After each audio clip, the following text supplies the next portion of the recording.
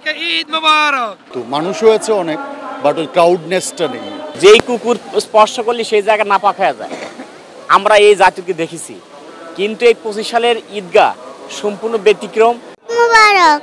ওয়ালটন আবারও মিলিনিয়ার অফারে ওয়ালটন ফ্রিজ কিনে আপনিও হয়ে যেতে পারেন মিলিয়নিয়ার। আমার বাবার সাথে নামাজ পড়ছি। আজিমপুর কবরস্থান। ঈদের নামাজ পড়ে আমি আল্লাহর কাছে ক্ষমা চাই। ঈদের নামাজ পড়তে সেখানে আমি খুব খুশি। আমার অনেক দিনের ইচ্ছা ছিল ঈদের নামাজ জাতীয় ঈদগাহে, আজকে আমি সেই কারণে আসছি। আমার মনে হয় বিগত বছরের থেকে এবার মেয়ে নিয়ে আসছি ঈদগাহ ময়দানে নামাজ আদায় করতে। আমার মনে হয় অনেক অনেক সুন্দর সুপরিবেশে নামাজ আদায় করতে পেরেছি। আমি দেশবাসীর কাছে এই জন্য কৃতজ্ঞ এবং সবাইকে দেশবাসীকে ঈদ মোবারক জানাচ্ছি।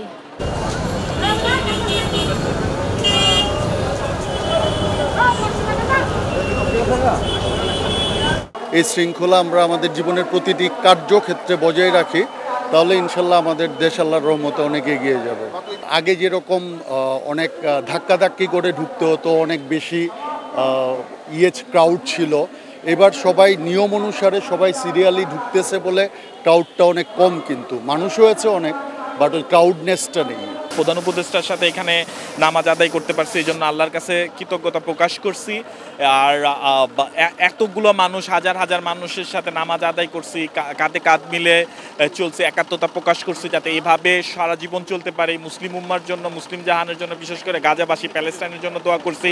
দেশে নতুন সরকার দায়িত্ব নিয়েছে, দেশের উন্নয়নের জন্য দোয়া করছি এবং সবার এই শুভেচ্ছা বিনিময় করছি। এখানে সবাইকে ঈদ মোবারক। ভীতিকর পরিস্থিতি ছিল, তাদেরকে এই নামাজের আগে কুকুর দিয়ে আগে মানে এই জায়গা করা হতো, পর্যবেক্ষণ করা হতো। যেই কুকুর স্পর্শ করলে সেই জায়গা নাপাক হয়ে যায়, আমরা এই জাতিকে দেখেছি।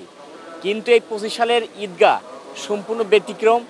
আমি মনে করি ডক্টর ইউনূস প্রশংসার দাবিদার অবশ্যই রাখেন, কারণ হলো এই গত একটি মাস যেভাবে আমাদেরকে বিদ্যুৎ, দ্রব্যমূল্যের ঊর্ধ্বগতি রোধ, জিনিসপত্রের দাম যেভাবে স্বল্প মূল্যে বাংলাদেশের মানুষকে উপহার দিয়েছেন, আমি মনে করি যে অবশ্যই ধন্যবাদ দেব। আর আল্লাহ তাআলার দরবারে শুকরিয়া আদায় করছি যে আমরা সুস্থ শরীরে আসতে পারছি। এখানে আল্লাহ তাআলা কার হাতের কার দোয়া কবুল করে বলা যায় না। এই জন্য আমরা আসি যে আল্লাহ তাআলা আমাদের এই সিয়াম সাথে একটি মাস যে রমজান রেখেছি, আল্লাহ যেন আমাদেরকে মাফ করে দেন এবং আমরা যেন আগামী দিনে নিজের ব্যক্তি, পরিবার, সমাজ এবং রাষ্ট্রের জন্য দোয়া করি এবং সুশৃঙ্খল থাকতে পারি। এর সাথে সেই ফিলিস্তিন গাজাবাসীদের অনুসরণ করছি, তাদেরকে যেভাবে ইসরায়েলের নেতানিয়াহু এই সেহরির সময় তাদেরকে নারী, শিশু, বৃদ্ধ বনিতা তাদেরকে স্থাপনা সহ যেভাবে হত্যাযজ্ঞ চালিয়েছে, আমি মনে করি 200 কোটি মুসলিম বিশ্বে 80 লক্ষ ইহুদি নিশ্চিহ্ন হয়ে যাবে, টুকরো টুকরো হয়ে যাবে। ফেরাউনকে যেভাবে আল্লাহ তাআলা ধ্বংস করেছিল, এই নেতানিয়াহুকে এভাবেই ধ্বংস করব এবং বিশ্বের মুসলমান 200 কোটি মুসলমান আমরা চায় দেখব এবং সেই অপেক্ষায় আছি। আমি মনে করি এই ইসরায়েল অতি তাড়াতাড়ি বিশ্বের মানচিত্র থেকে মুছে যাবে।